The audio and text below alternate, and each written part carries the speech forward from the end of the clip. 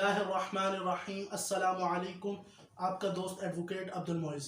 आज की वीडियो में मैं डिस्कस करूंगा कि फॉल्स एफआईआर या मैलिशियस प्रोसिक्यूशन के अगेंस्ट पार्टीज़ को कौन कौन सी रेमेडीज़ अवेलेबल हैं क्रिमिनल साइड पे और सिविल साइड पे। इसके साथ साथ हम ये डिस्कस करेंगे कि मैलिशियस प्रोसिक्यूशन क्या होती है, इसके एसेंशियल एलिमेंट्स कौन कौन से हैं, इसके साथ साथ रीजनेबल कॉज या प्रोबेबल कॉज या मैलिस क्या होता है, और इसके साथ लॉज कौन से हैं मैलिशियस प्रोसिक्यूशन पर पाकिस्तान में, और अगर आप सिविल साइड पे डैमेजेस का सूट फाइल करते हैं तो उसकी लिमिटेशन पीरियड कितनी है। ये हम इस वीडियो में आज डिस्कस करने की कोशिश करेंगे। सबसे पहले क्रिमिनल साइड पे कौन कौन सी रेमेडीज अवेलेबल हैं, तो सेक्शन 250 सीआरपीसी मजिस्ट्रेट को ये पावर देता है कि अगर वो जजमेंट अनाउंस करते वक्त मुलज़िम को एक्विट करते वक्त ये समझता है कि उसके खिलाफ जो मुकदमा फाइल हुआ था ये झूठा था, अगर एक मुलज़िम है, दो, तीन, अगर तीनों के खिलाफ या अगर उनमें से एक की हद तक वो मुकदमा झूठा था, तो वो दूसरी पार्टी पर कंपनसेशन डाल सकता है। और सेक्शन 250 सीआरपीसी ये बताता है कि अप टू 25,000 तक वो कंपनसेशन मजिस्ट्रेट डाल सकता है। और अगर वो मजिस्ट्रेट थर्ड क्लास है तो फिर अप टू 2500 तक वो कंपनसेशन डाल सकता है उस पार्टी पर जिसने फॉल्स एफआईआर लॉन्च करवाई थी। दूसरी रेमेडी 182 पीपीसी का इस्तिगासा। 182 पीपीसी ये कहता है कि false information to public servant. अब इस केस फॉल्स एफआईआर के केस में पार्टी एक झूठी इंफॉर्मेशन देती है पब्लिक सर्वेंट को, और एक मुकदमा मजिस्ट्रेट के सामने जो पब्लिक सर्वेंट है उसके सामने पेश होता है, तो इसके लिए 182 की रेमेडी भी अवेलेबल है। लेकिन अमूमन ये जो क्रिमिनल रेमेडीज़ हैं ये बहुत कम इस्तेमाल की जाती हैं, ना तो 182 का इस्तिगासा इतना लाया जाता है, ना ही मजिस्ट्रेट 250 सीआरपीसी की पावर इस्तेमाल करते हैं। अब सिविल साइड पे जो रेमेडीज़ है वो डैमेजेस का सूट पार्टीज फाइल कर सकती हैं और उस डैमेजेस सीक कर सकती हैं। अब इसके बाद हम ये डिस्कस करते हैं कि मैलिशियस प्रोसिक्यूशन क्या होती है in the light of judgment. तो ये जजमेंट है पीएलडी 2016 सुप्रीम कोर्ट पेज 478। इसमें ये डिफाइन किया गया कि मैलिशियस प्रोसिक्यूशन का क्या मतलब है। Malicious prosecution is a tart, ये टार्ट है, टार्ट की काइंड है विच प्रोवाइड्स, ये प्रोवाइड करती है रेड्रेस टू दोज, ये उन लोगों की दाद रसी है to those who have been prosecuted without reasonable cause and with malice. Malicious prosecution का मतलब ये है कि उस लोगों को इन्वॉल्व करना एक ऐसी मुकदमे में कि जिसमें कोई रीजनेबल कॉज ना हो। तो ये पीएलडी सुप्रीम कोर्ट ने इसमें मैलिशियस प्रोसिक्यूशन को डिफाइन किया। अब क्योंकि अब हर मुकदमे में मुलज़म बरी हो जाए और उसके खिलाफ पार्टी आ जाए डैमेजेस का सूट फाइल करने के हमारे अगेंस्ट फॉल्स एफआईआर लॉन्च हुई है, तो ये तो मामला गड़बड़ हो जाएगा। जिस मुकदमे में भी एक्यूज एक्ट हुआ पार्टीज डैमेजेस में आ जाए।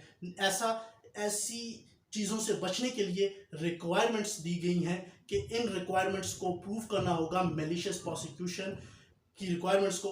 या क्रिमिनल साइड पे अगर आप इस्तिगासा करते हैं तो आपको मजिस्ट्रेट के सामने ये चीज़ प्रूफ करनी पड़ेगी कि ये केस की जो मैलिशियस प्रोसिक्यूशन की रिक्वायरमेंट्स हैं वो तमाम की तमाम पूरी हैं। और अगर आप सिविल साइड पे जाते हैं डैमेजेस का सूट फाइल करते हैं तो उसमें भी आपको ये बताना पड़ेगा कि ये जो रिक्वायरमेंट्स हैं ये तमाम की तमाम रिक्वायरमेंट्स पूरी हैं। अब इसमें ये जो रिक्वायरमेंट्स हैं ये जजमेंट है पीएलडी 2006 सुप्रीम कोर्ट पेज 432, इसके साथ साथ PLD page 1990 1990 supreme court 28।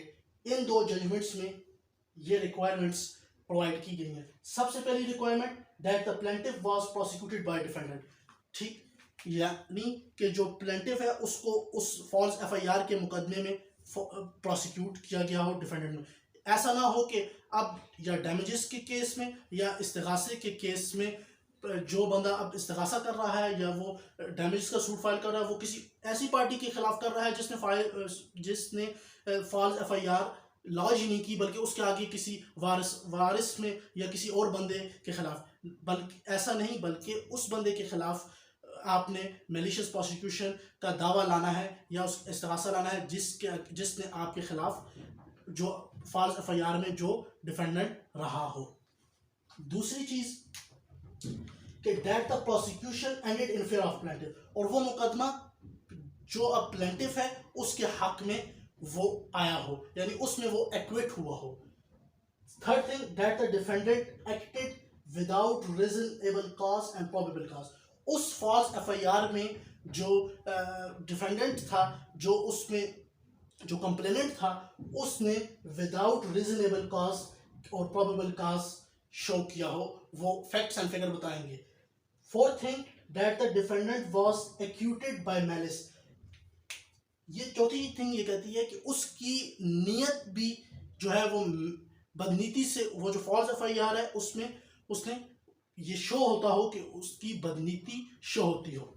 And the fifth thing, that the proceeding has interfered the plaintiff liberty, वो जो फॉल्स एफआईआर थी उसने इस प्लेंटिफ की लिबर्टी को, उसमें उसको शायद जेल हुई हो, महीना 2 महीना जेल रहा हो, उसकी लिबर्टी अफेक्ट हुई हो, या उसके अफेक्टेड हिज रेपुटेशन, उसकी शोहरत, उसकी इज्जत अफेक्ट हुई हो। एंड प्लेंटिफ हैड सफर्ड, इसको आप पॉइंट 6 भी कह सकते हैं, प्लेंटिफ हैड सफर्ड डैमेजेस, और उसने डैमेजेस सफ़र किए हों। डैमेजेस तो जाहिर बात है सफ़र किए होंगे, जो उसने उस फॉल्स एफआईआर को ख़त्म करने के लिए जो वकील के पैसे और दूसरे अखराजात, इस तरह जो डैमेजेस का सूट वो लाया उसके अखराजात, तो डैमेजेस तो जाहिर है कि उसने सफ़र किए होंगे। ये 6 रिक्वायरमेंट्स हैं कि अगर आप डैमेजेस का सूट फाइल करते हैं तो आपने मैलिशियस प्रोसिक्यूशन को प्रूव करने के लिए कि हाँ मुझे मैलिशियसली प्रोसिक्यूट किया गया एक मुकदमे में, अब मैं उसके अगेंस्ट ये इस्तिगासा ला रहा हूँ या उसके अगेंस्ट में डैमेजेस का सूट ला रहा हूँ। अब जो नेक्स्ट थिंग है वो ये कि अब रीजनेबल कॉज को हम किस तरह डिफाइन करेंगे। अब इसमें हुआ कि वो जो फॉल्स एफआईआर है वो विदाउट रीजनेबल कॉज या प्रोबेबल कॉज या विद मैलिस हो। अब इन तीनों चीज़ों को जो डिफाइन किया है वो उसमें एक जजमेंट है 1984 CLC 325। एक जजमेंट ये है कि अगर वो मुकदमा सिविल नेचर का हो, वो मुकदमा सिविल नेचर का हो और उसमें फॉल्स एफआईआर लॉन्च करवाई गई, तो ये भी क्या है, रीजनेबल एंड प्रोबेबल कॉज। इसके अलावा मुख्तलिफ जजमेंट्स में ये बताया गया है कि रीजनेबल कॉज और प्रोबेबल कॉज या मैलिस, ये फैक्ट्स को और ये रिकॉर्ड से देखा जाएगा कि जो फॉल्स एफआईआर का जो मुकदमा था उसके रिकॉर्ड्स को देखा जाएगा और उससे ये पता चलेगा कि क्या वाकई डिफेंडेंट की बदनीति थी, कंप्लेनेंट की बदनीति थी या नहीं। और इसके साथ साथ इस जजमेंट में ये बताया गया कि अगर कोई सिविल मैटर था, वो बिल्कुल ही सिविल मैटर था और उसमें इसको इन्वॉल्व किया गया, इसके खिलाफ एफआईआर लॉन्च की गई। इसी से एक और बात मेरे जहन में आई जो मैंने नोट की हुई थी, क्या ये जो डैमेजेस का सूट है या आप इस्तिगासा, ये आप सिर्फ और सिर्फ आप फॉल्स एफआईआर के अगेंस्ट चला सकते हैं, या अगर आप किसी बंदे को सिविल प्रोसीडिंग में उसको इन्वॉल्व किया गया जहां मुकदमा बनता ही नहीं था, तो उसके अगेंस्ट भी आप 182 का इस्तिगासा या उसके खिलाफ आप डैमेजेस का सूट फाइल कर सकते हैं। तो इस पर एक जजमेंट है, जी हाँ आप सूट फाइल कर सकते हैं कि 2018 CLD 6 सुप्रीम कोर्ट, इसमें एक आ गया कि also available against civil proceeding, civil proceeding के अगेंस्ट भी आप डैमेजेस का सूट फाइल कर सकते हैं। आपको शायद डिक्लेरेशन के सूट में, आपको पार्टीशन के सूट में मैलाफाइडली आपको उसमें इन्वॉल्व किया गया, तो आप उसके अगेंस्ट भी आप मुकदमा डैमेजेस का फाइल कर सकते हैं। अब इससे अगली चीज हम डिस्कस करेंगे, पाकिस्तान में कौन कौन से लॉज हैं मैलिशियस प्रोसिक्यूशन के। अब इसमें ये जजमेंट है, इसमें क्लियरली हम ये कहते हैं कि पाकिस्तान में मैलिशियस प्रोसिक्यूशन पे कोई भी लॉ मौजूद नहीं है। ये जजमेंट है 1993 सुप्रीम कोर्ट SCMR पेज 1185।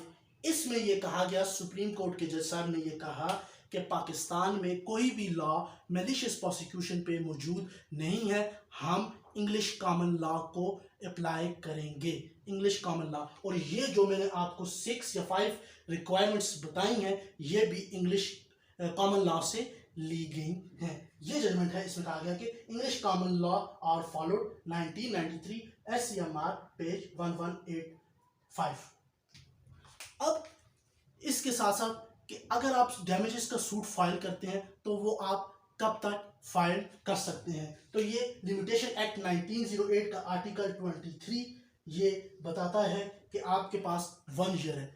आप जैसे ही आप इक्विट हुए, जैसे ही इक्विटल का ऑर्डर अनाउंस हुआ, तो आप उसके 1 साल के अंदर अंदर ये मुकदमा दायर कर सकते हैं। और इसके साथ साथ आर्टिकल 12(1) भी आ जाएगा कि जजमेंट अनाउंस करने वाला दिन और इसके साथ साथ जब सर्टिफाइड कापीज का जो टाइम ड्यूरेशन होगी वो एक्सक्लूडेड होगी। तो ये थी मेरी आज की जजमेंट, आज की मेरी वीडियो जिसमें मैंने ये डिस्कस किया कि मैलिशियस प्रोसिक्यूशन क्या होती है, क्रिमिनल साइड पे क्या रेमेडीज आपको अवेलेबल है, सिविल साइड पे क्या है, और इसके साथ साथ हमने इसेंशियल एलिमेंट्स और इसके रीजनेबल कॉज और सारी लिमिटेशन का सारा मामला हमने डिस्कस किया। तो उम्मीद है आपको मेरी ये वीडियो पसंद आई होगी। मेरा चैनल भी आप ज़रूर सब्सक्राइब कीजिएगा और कमेंट बॉक्स में आप क्वेश्चन भी पूछ सकते हैं। जज़ाकल्लाहु खैरन। अस्सलाम वालेकुम।